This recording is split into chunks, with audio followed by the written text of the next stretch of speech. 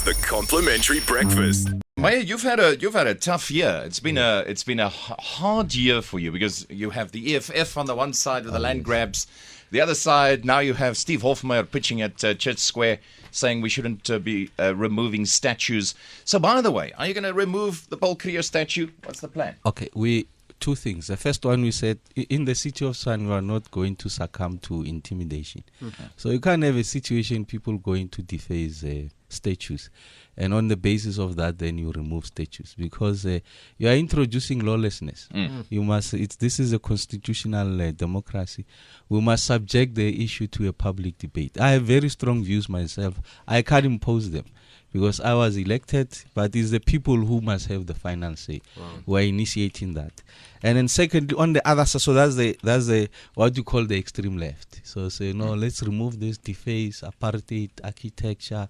We need our own symbols going forward. Then on the other side is people who say, no, we're defending. And as they're defending, they are hoisting the old apartheid flag.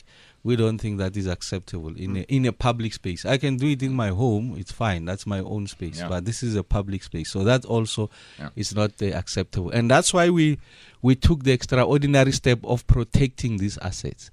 And when people were saying, no, but we are protecting architects of apartheid, it says, no, we are protecting democracy. It's important that we do that.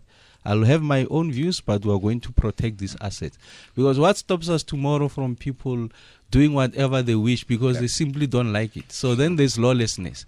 And that's why on Thursday we'll be announcing the initiation or the start of this public conversation. In fact, we have already have the inaugural one. Yeah, you have we are subjecting it to a public conversation. So there's going to be a public conversation about this, and all these guys need to be there and say exactly what they think. Exactly. Will there be a vote? Like, how does it work? Who's going to decide eventually what's going to happen?